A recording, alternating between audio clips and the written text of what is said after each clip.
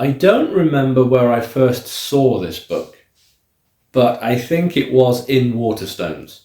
This example, I don't have it now because I've since shifted it on Vinted, but this particular example I got from Waterstones a couple of weeks ago.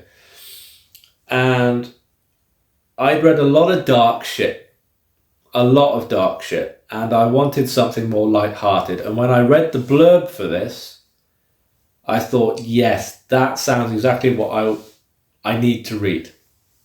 This is the review that I originally recorded on top of a cliff in the rain, but you couldn't hear what I was saying, so hence this one.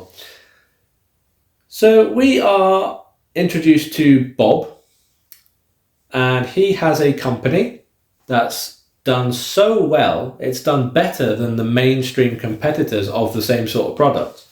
And so those mainstream competitors have now purchased Bob's company. He is flush with cash, will never have to work again, but neither will the people who he set the company up with. Such is the nature of the deal. Now, does he go and buy a yacht? No, he doesn't. Does he go and buy a sports car? No, he doesn't. He buys premium tickets to Comic-Con. That's his choice. I mean, I can't say I wouldn't think of doing the same thing because I am a huge nerd. But before he goes to Comic-Con's first day, he signs up with a cryogenics company. He thinks, well, I've got all this money now, I can afford to invest. And what they do is when you die, they sever your head and preserve the head, get rid of the rest. Because in their mind, if they've got the technology to reanimate somebody who's died, they've got the technology to recreate a body for them. Logic, right? So Bob goes off and he does his first day of Comic-Con, has a blast. Then before he goes to the second day of Comic-Con, he gets run over and killed. He never gets his money, he never gets to spend it, he never gets to complete the weekend of Comic-Con. He's dead. 100 and some odd years later, he wakes up, he can't move, he can't open his eyes, he can't turn his head. And as it turns out, the President of America has gone on a religious nut job bend and crashed the economy, and everything's gone wrong and wars have broken out because of his actions. And basically all of the assets of the rich people in America have been sold off to the government and to private companies. Imagine that. I should point out this book was written in 2016 as well. It's almost like the finger was on the pulse there, wasn't it?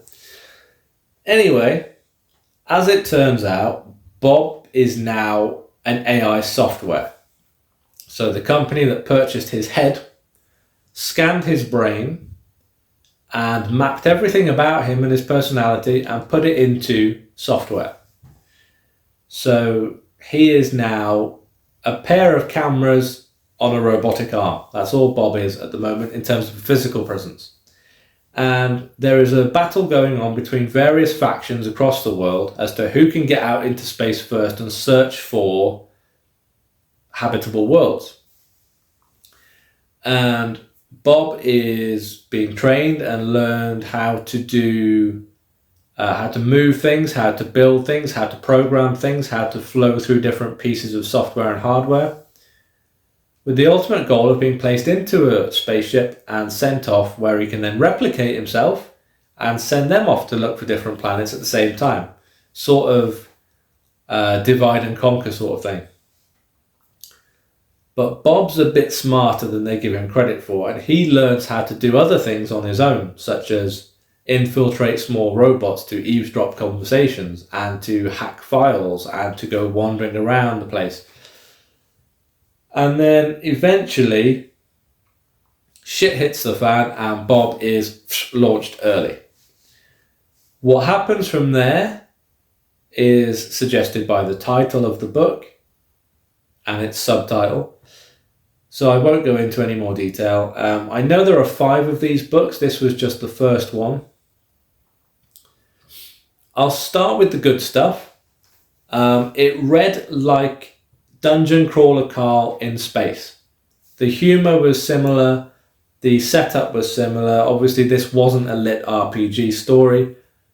but it was written in the same vein, the same style, the same feel. Which is a great thing, obviously, because I love the first Dungeon Crawler Carl book, and the second one, actually. The premise was interesting.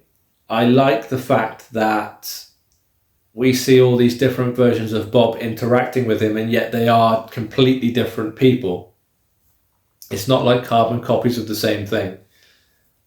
Think the episode of Red Dwarf where Rimmer replicates himself and they don't get on because they're completely different. It's kind of like that, but they do more or less get on with each other. Moving on to the bad stuff, or the stuff that's less good.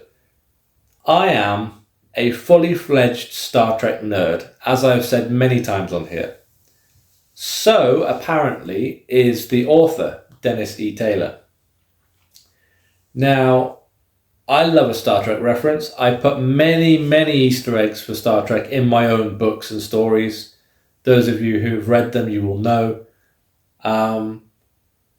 But the author here uses so many Star Trek references and names and attitudes and images and all sorts that I am frankly bewildered that Paramount hasn't banged on his door demanding royalties. It's actually too much. Like, there are so many references to Star Trek at the beginning, which you probably expect given that it's around a Comic-Con. But then he wakes up and says, "Okay, Doc, tell me how much of me is Borg?" And then the Doctor's like, "Well, I don't think Borg is the right, you're more Mr. Data." And then one of the Bobs calls himself Riker and builds a VR starship and wears a uniform. And they call two of the planets Romulus and Vulcan. And then they have other Star Trek references and they pinch name. It's a lot.